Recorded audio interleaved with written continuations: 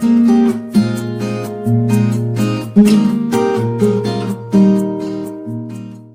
আলাইকুম ওয়া রাহমাতুল্লাহ। ওয়ালাইকুম আসসালাম স্যার। ইশতিয়াক আহমেদ। ভালো আছেন স্যার? আলহামদুলিল্লাহ ভালো আছেন ভালো স্যার? আছি। আলহামদুলিল্লাহ আমি ভালো আছি। তোমরা সবাই ভালো আছো? আসসালামু আলাইকুম স্যার। জি ওয়ালাইকুম স্যার। আসসালাম। নাবিলা, রোহিত, ইশতিয়াক, সবাই ভালো আছো না? জি স্যার, আলহামদুলিল্লাহ। জি আপনি স্যার। কেমন আছেন? আছি আলহামদুলিল্লাহ, আমিও খুব ভালো আছি আলহামদুলিল্লাহ। এখন পর্যন্ত সুস্থ আছি, নিরাপদে আছি, ভালো আছি। আচ্ছা, আমরা গত ক্লাসে আসসালামু আলাইকুম স্যার। ওয়ালাইকুম আসসালাম। আমরা গত ক্লাসে ট্রাফিক জ্যাম নিয়ে আলোচনা করেছিলাম এবং ট্রাফিক জ্যামটা আজকে তোমাদের পড়া ছিল।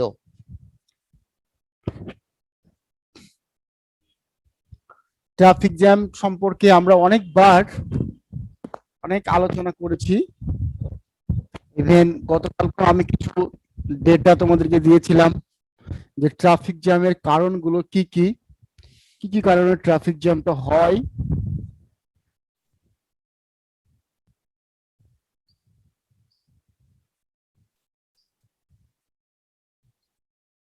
ট্রাফিক জ্যাম ট্রাফিক জ্যাম সাধারণত আমাদের যে বড় শহর, বিশেষ করে ঢাকা, এই ঢাকা শহরে ম্যাক্সিমাম ক্ষেত্রে ট্রাফিক জ্যামটা সম্মুখীন হয়। ট্রাফিক জ্যামটা কখন হয়, মানে কোন সময়টা ট্রাফিক জ্যামটা বেশি হয়? যখন মানুষ অফিসে যায় বা যখন মানুষ অফিস থেকে বের হয়, অর্থাৎ exit time and inter time, এই দুটো সময় অফিস গোয়িং বা school going, college going student যারা কলেজে যায়, স্কুলে যায় বা যারা অফিসে যায়, এবং অফিস থেকে, স্কুল থেকে বা কলেজ থেকে যখন তারা বের হয় বা যখন বাসায় ফিরে, তখন কিন্তু এই জিনিসটা হয়ে থাকে। তো মাটির পড়া হয়েছে বাবা? জি স্যার। আচ্ছা, ইশতিয়াক আহমেদের পড়া হয়েছে? ট্রাফিক জ্যাম ইসলাম আহমেদ নাই হয়ে গেল। নাবিলার পড়া হয়েছে?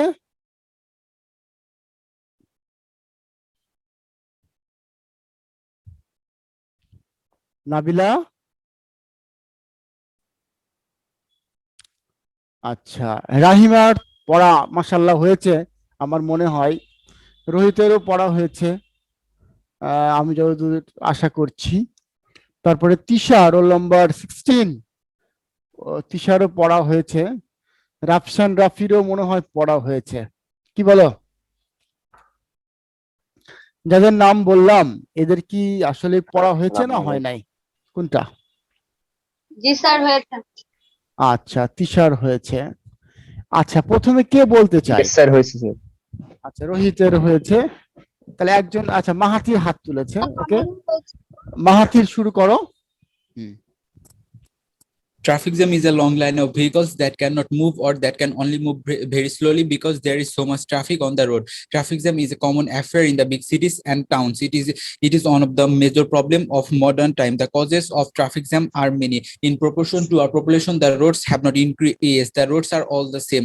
There are many unlicensed vehicles which should be brought under control. The drivers are not willing to obey the traffic rules. They want to drive at their sweet will. Overtaking tendency also causes traffic jam. The number of traffic police is insufficient. At office time, traffic jam is intolerable. Sometimes traffic jam is so heavy that it blocks half a kilometer. It kills our valuable time and our work is hampered. It causes great sufferings to the ambulance carrying dying patients and fire brigade vehicles. However, this problem can be solved by taking some measures. Well planned spacious roads should be constructed. For one-way movement of vehicles should be introduced. Traffic rules should be imposed more strictly, so that the drivers are bound to obey the rules. Rules. Unlicensed vehicles should be removed. After doing all these activities, we can hope to have a good traffic system for our easy and comfortable life. খুবই সুন্দর হয়েছে, outstanding, fantastic, খুবই ভালো হয়েছে Mahathir. মাহাতিরকে অনেক অসংখ্য ধন্যবাদ, সত্যি অসাধারণ হয়েছে। নেক্সট আর কে বলতে চাই? উইলিংলি আর কেউ?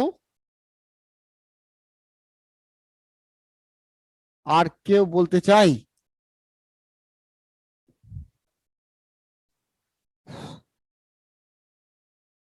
আর কেউ বলতে চায় স্যার না? আমি বলি হ্যাঁ, ডেফিনেটলি রাহিমা আক্তার রিয়া বলো। traffic jam. Traffic jam is a long line of vehicles on a road. It is a great problem for the modern society. It causes unspeakable suffering to urban people. Many vehicles moving on the same road at the same time cause of traffic jam. Besides, our traffic police are not sincere. They often do not do their duties sincerely. The drivers are indifferent to traffic rules. They try to get more passengers, stopping their buses here and there. Besides, people do not follow the traffic rules. Especially, most of the drivers are uneducated. As a result, they do not follow the traffic rules. Again, the roads of our country are narrow. This is another cause of traffic jam. Moreover, too many rickshaws bought as it kills our valuable time. These troubles should not be allowed to control traffic jam. Exemplary punishment should be given to the drivers who do not obey traffic rules. So we should follow the traffic rules and maintain discipline on the road, and overtaking tendency of the drivers should be given up. To sum up, our government should come forward in this regard. খুবই সুন্দর হয়েছে। রাহিমা আক্তার রিয়াকে অসংখ্য ধন্যবাদ, outstanding performance. আচ্ছা, এবার I will go Rohit, can you say something about traffic jam? Sir যা পারি তাই বলি স্যার। সরি স্যার যা পড়েছি তাই বলি। হ্যাঁ হ্যাঁ, definitely whatever you Traffic jam means the blowing up of too many vehicles at one place. It happens when different kinds of vehicles want to move ahead of each other. It's occur for various resources. The violation of traffic rules and street condition are the main reasons we get frustrated when we get stuck in traffic jam. It kills our valuable time. Students cannot go school in time. Employees cannot go office in time. A lot of working hour is wasted in traffic jam. Even serious patients cannot transport to hospital in time. Many patients die taking many patients get stuck in traffic jam. Traffic jam may be removed if we grow up all awareness in our country. The washing the street, making flyover at the main crosses, and above all, people growing awareness are necessary for removing traffic jam. ওকে ধন্যবাদ, অনেক ধন্যবাদ। আচ্ছা, এরপরে Tisha, roll number 16, can you have some idea of traffic jam? Yes, sir, I have. Traffic jam. Traffic jam is a common affair in the big cities and towns. This problem is the result of rapid growth of population, and this is the increasing of the vehicles. Most of time this problem is occur conquest areas where the roads are very narrow. In proportion to the population, roads have not increased. There are many unique vehicles which should not brought under control. The drivers are not willing to obey the traffic rules. Overtaking tendency also cause traffic jams. The number of traffic police is also insufficient. Most of the traffic jam occurs at office time, and also when the pupil break the rules. It kills our valuable time, and our works are usually hampered for the traffic jam. So we should plan sufficient roads, should be constructed. On this way, movement of vehicles should be introduced. Traffic rules should be imposed strictly so that the drivers are bound to obey them. Sufficient traffic police should be posted on important points. After doing all this, we can hope to have a good traffic system for our easy and comfortable life. খুবই সুন্দর, thank you so much, outstanding. তোমারও খুব সুন্দর হয়েছে। আচ্ছা, আর কেউ, আর একজন মায়েশা কি বলতে চাই? Maisha, can you say something about traffic jam? Have you memorized? Okay, so I want to say something about traffic police. In the intermediate course, you will get a poem. তোমরা যখন ইন্টারমিডিয়েটে উঠবা তখন তোমরা একটা কবিতা পাবা। কবিতার নাম হচ্ছে ট্রাফিক পুলিশ। আমার খুব মনে হলো যে বিষয় তোমার সাথে শেয়ার করার। আমি কি এই বিষয়ে আলোচনা করব, ট্রাফিক পুলিশের কবিতাটা? জি স্যার। আচ্ছা, Yeah, sure. ট্রাফিক পুলিশ আমরা আমরা যখন ইন্টারনেট উঠবো তখন দেখবো একটা প্যাসেজ থাকবে, একটা ইন্টারনেটে অসংখ্য কবিতা রয়েছে, school boy, love and friendship, তারপরে তোমার হচ্ছে ট্রাফিক পুলিশ, তারপরে ড্রিম, হ্যাঁ, এরকম অসংখ্য কবিতা রয়েছে তোমাদের ইন্টারমিডিয়েটে, যেটা কিনা অনার্স, যারা ইংলিশে অনার্স মাস্টার্স করে তারা কবিতা পড়ার কথা ছিল, বাট ইন্টারমিডিয়েটে কিছু ইংরেজিতে কবিতা দিয়ে দিয়েছে। তো ট্রাফিক পুলিশ যে কবিতাটা, এখানে ট্রাফিক পুলিশের কথাবার্তা বলা হচ্ছে এবং একটা পজিটিভিটি কাজ করছে। ট্রাফিক পুলিশের কথা বলা হচ্ছে যে আমি সব সময় চেয়ে থাকি, দেখি তোমাদেরকে, তোমাদের সেফটির জন্য আমি অবিরাম ভাবে কাজ করে যাই, কিন্তু মানে বলছে ঝড় বৃষ্টি রোদ আনপ্রেডিক্টেবল ওয়েদারের মধ্যেও কিন্তু আমি আমার কাজ করে যাই। আমার এই ট্রাফিকের কারণেই, ট্রাফিক পুলিশের কারণেই তুমি যে কোনো রাস্তায় যাওয়া আসা করতে পারছো, খুব খুব খুব স্মুথলি তুমি যাওয়া আসা করতে পারতেছো। কিন্তু বলা হচ্ছে যে হু কেয়ার্স, আমার যে দুঃখ, আমার যে কষ্টগুলো কিন্তু কেউ দেখে না, কারো কাছে মনে হয় না। ঠিক আছে, আমাদের দেশের প্রেক্ষাপটে আমাদের দেশের ট্রাফিক পুলিশরা প্রচন্ড রকমের কষ্ট করে, প্রচন্ড রকমের। এরা সারাটা দিন যে কয় ঘন্টা তারা ডিউটি করে, ডিউটিরত অবস্থায় তাদের যে কত কষ্ট হয় শুধু সেই ট্রাফিক পুলিশটাই জানে। Can you imagine? তোমরা কি চিন্তা করতে পারো এই ট্রাফিক পুলিশটা কতটা কষ্ট করে? রাফসান বলতো, ট্রাফিক পুলিশের যখন আমাদের প্রেক্ষাপটে ট্রাফিক যে পুলিশ থাকে, এই ট্রাফিক পুলিশের মেইন প্রবলেমটা কি কি হতে পারে বলতো? অনেকগুলো প্রবলেম আছে, তার মধ্যে একটা প্রবলেম তুমি বলো। একটা প্রবলেম হচ্ছে স্যার, যারা পথচারী অর্থাৎ ড্রাইভার, তারা ট্রাফিক পুলিশের কথা শুনে না। কথা শুনে না, অর্থাৎ আমরা একটা বলতেছি যে ডিজাবে, অর্থাৎ ট্রাফিক পুলিশকে তার মানুষ অমান্য করে। আর একটা মাহাতির বলো তো বাবা, আর একটা প্রবলেম, যে প্রবলেমটা ট্রাফিক পুলিশ ফেস করে।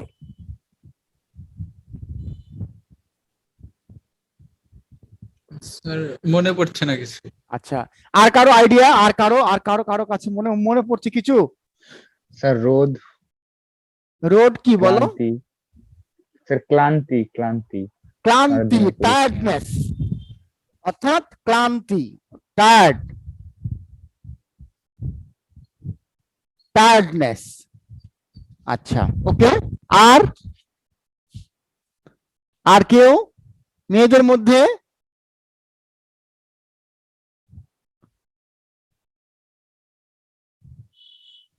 আচ্ছা, ঠিক আছে, তোমরা দুটো পয়েন্ট বলেছ। আমি যেটা বলবো সেটা হচ্ছে ড্যামেজ হিয়ারিং পাওয়ার। তাদের যে শ্রবণ শক্তিটা আস্তে আস্তে ড্যামেজ হয়ে যায়। তারপরে তোমার হেডেক, মাথা ব্যথা প্রচন্ড করে, শব্দ,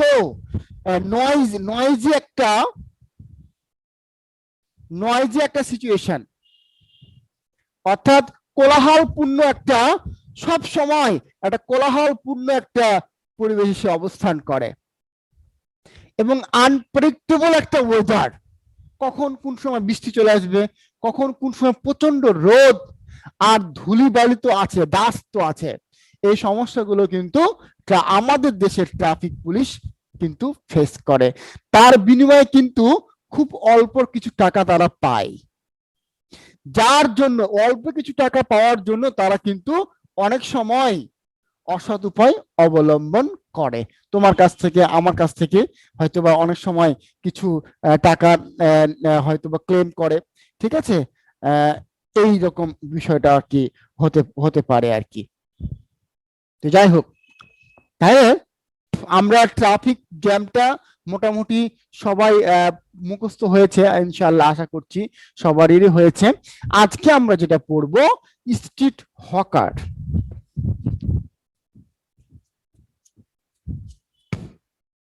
আজকে আমরা পড়বো street hawker.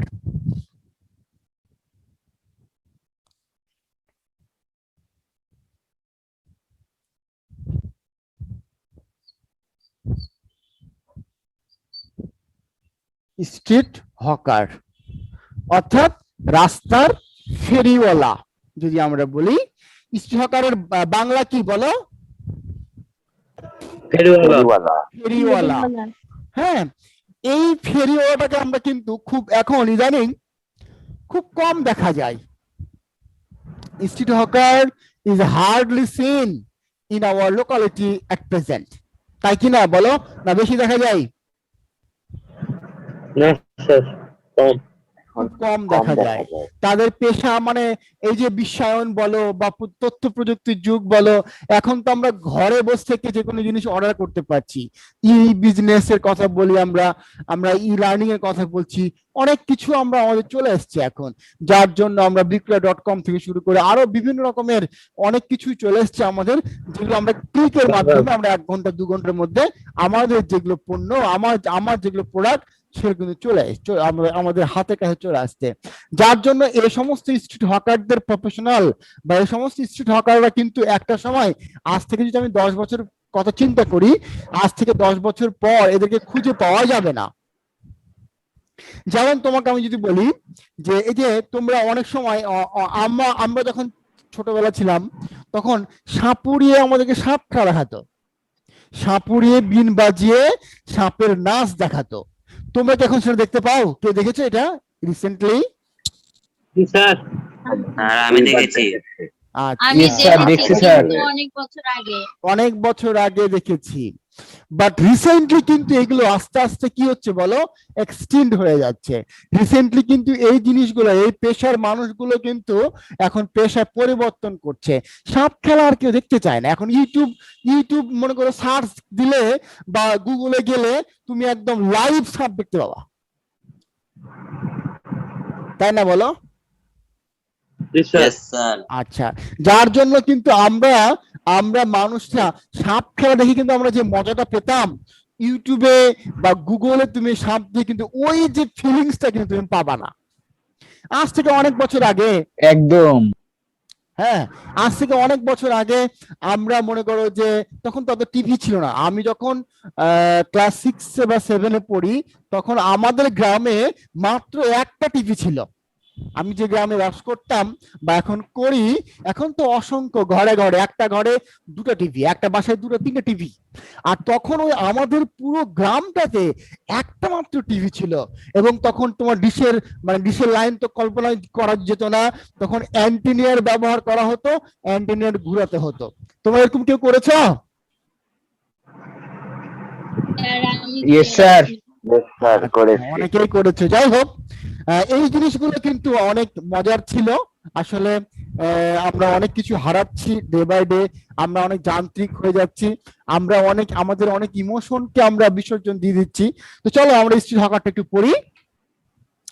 Person who sells various things, যে ব্যক্তি বিভিন্ন ধরনের জিনিসপত্র বিক্রয় করে, moving from street to street, এবং রাস্তায় মুভ করে বেড়ায়, চলাফেরা করে বেড়ায়, ইজ কল্ড স্ট্রিট হকার। তাকে বলা হয় স্ট্রিট হকার বা ফেরিওয়ালা। A street hawker is a familiar figure in towns. Familiar মানে খুব পরিচিত, ওয়েল নোন, সুপরিচিত একটা ফিগার, সুপরিচিত একটা চেহারা, বিশেষ করে শহরের ক্ষেত্রে। He usually lives in a hut or in a slum. সাধারণত এই স্ট্রিট হকাররা খুব দরিদ্র পরিবারের হয়, খুব গরিব হয়, তারা বাস করে একটা কুড়ে ঘরে বা কোন একটা বস্তিতে বাস করে। Is the vendor, হ্যাঁ আচ্ছা, he is the vendor of a variety things. তার কাছে অনেক কিছু, অনেক জিনিস, অনেক ধরনের জিনিস তার কাছে থাকে। He carries his things sometimes on head, মাঝে মাঝে সে তার হেড মানে মাথায় বহন করে। তারপরে তোমার হচ্ছে সামটাইম হিজ হ্যান্ড, মাঝে মাঝে সে হাতে কিছু নিয়ে বহন করে।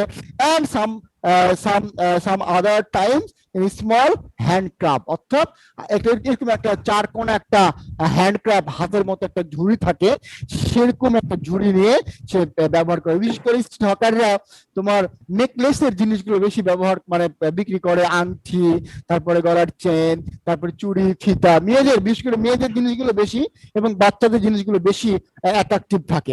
হি সেলস টয়, তারপরে তোমার ব্যাংলিস, ribbon, clothing, sweets, fruits, unstale newspaper, fancy goods, and things of domestic use by bringing them up to the people's door. তাই মানুষের ঘরে, মানুষের দরজায় দরজায় এই জিনিসগুলো, এই যে চুড়ি, তারপরে তোমার চিরুনি, তারপরে পোশাক, মিষ্টি, খেলনা, তারপরে তোমার এই জাতীয় ঘরোয়া যে জিনিসপত্রগুলো সে আর কি ক্যারি করে এবং সেগুলো বিক্রি করে। হি ইজ এ ক্লেভার, সে খুব চালাক হয়। হি ইজ এ ক্লেভার, সে খুব চালাক হয়। হ্যাঁ, সে প্রচন্ড রকমের চালাক একটা মানুষ হয়। Who knows how to run his business, সে জানে কিভাবে তার ব্যবসাটা চালাতে হয়, এটা কিন্তু সে খুব ভালো মতো জানে। হ্যাঁ, হি brings one kind of good for children, এখানে গুডস মানে হচ্ছে পণ্য বা প্রোডাক্ট, আমরা বলবো গুডস মানে হচ্ছে প্রোডাক্ট। ভালো না? হ্যাঁ, গুড মানে ভালো, আর গুডস মানে হচ্ছে প্রোডাক্ট বা পণ্য। ফর চিলড্রেন, সে তোমার বিভিন্ন ধরনের পণ্য নিয়ে আসে বাচ্চাদের জন্য। another kinds of home flock, women flock, or yet another kinds of for men, সে মেয়েদের জন্য, মেয়েরা খুব আকৃষ্ট হবে এরকম জিনিস নিয়ে আসে, আবার পুরুষরা আকৃষ্ট হবে এরকম জিনিস নিয়ে আসে। He chooses things, be very careful for children that will attract children, for women that will attract women, সে এমন জিনিসগুলো নিয়ে আসে যে জিনিসগুলো Mehrab Hussain, can you say something? Yes, sir. বলো সৌরভ। স্যার, আমাকে একটা শীট দিয়েছিলেন। তোমাকে তো আমি ফোন দিতে বলেছিলাম 10টার দিকে, তুমি তো ফোন দাও নাই। আচ্ছা, আমি ক্লাস শেষ করে শীটটা দিয়ে দিচ্ছি। তুমি তোমার হোয়াটসঅ্যাপ নাম্বার থেকে আমাকে একটু নক করো। তুমি তোমার হোয়াটসঅ্যাপ নাম্বার আচ্ছা, থেকে স্যার। আমাকে একটা নক দিবা, যে আমাকে বলবা যে স্যার আমাকে শীটটা দেন আমি শীটটা তোমাকে দিয়ে দিচ্ছি ক্লাসটা শেষ করে। তারপরে বলা হচ্ছে যে এই সমস্ত প্রোডাক্ট নিয়ে সে খুব আকৃষ্ট করে পুরুষদের, মেয়েদেরকে এবং হচ্ছে তোমার বাচ্চাদেরকে। So he has to very careful about what things to sell, সে খুব যত্ন মানে সে খুব কেয়ারফুল থাকে, সজাগ থাকে কোন প্রোডাক্টটা, কোন পণ্যটা সে মানে বিক্রি করছে। Thus he earn his living, এভাবে তার সে জীবন জীবিকা অর্জন নির্বাহ করে, selling different things to his customer, তার ক্রেতার কাছে। As he passes along street he makes a peculiar cry to attract attention, বিভিন্ন রকমের মানে অদ্ভুত আকার ধারণ করে, অদ্ভুত রঙের পোশাক পরিধান করে এবং অদ্ভুত ভাবে সে ডাকে। হ্যাঁ, কি কেন রাখে? অ্যাটেনশন অফ হিজ কাস্টমার, তার কাস্টমারদের অ্যাটেনশন নেওয়ার জন্য, অর্থাৎ মনোযোগ দৃষ্টি আকর্ষণ করার জন্য। The children here and there gather around him, বাচ্চারা তাকে ঘিরে ফেলে, অ্যান্ড স্টপ হিম, তাকে থামিয়ে ফেলে।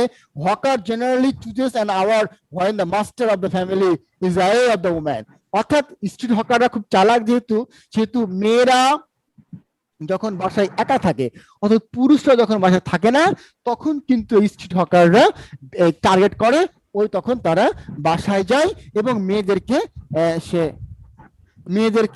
সে হচ্ছে তোমার অ্যাট্রাক্ট করে, আকৃষ্ট করে তখন সে তার যে প্রোডাক্টটা সেটা বিক্রি করার চেষ্টা করে।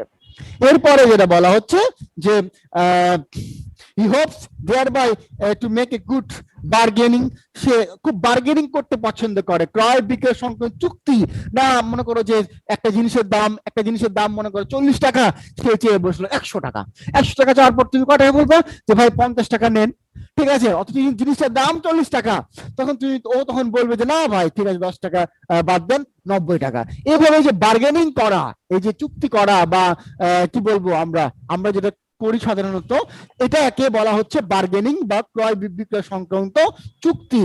In the town everywhere we see hawker and many of them making good business. On the country এটা একটা ফ্রেজ, মানে অপর দিকে, বা অন দ্য আদার হ্যান্ড বলতে পারি আমরা, On the other hand, on the country, অপরদিকে there is another kind of hawker who busy newspaper, যারা নিউজপেপার বিক্রি করে, ম্যাগাজিন বিক্রি করে, হ্যাঁ, bank plot, old books, old out of cloth from the house. However, children are fond of hawker, but men do not like them. কিন্তু পুরুষ মানুষরা কিন্তু এই হকারদেরকে কতটা পছন্দ করে না। By carrying goods for sale in his hand, and soldier, he moves from door to door. Sometimes he goes from one street to another with his moving shop. A street hawker life is not easy. একটা street হকারের জীবন কিন্তু খুব বেশি সহজ নয়, and comfortable, খুব বেশি আরামদায়কও নয়, but it is rather difficult and full of hardship. তাকে খুব কঠিন, খুব কষ্ট করে তাকে জীবনযাপনটা অতিবাহিত করতে হয়।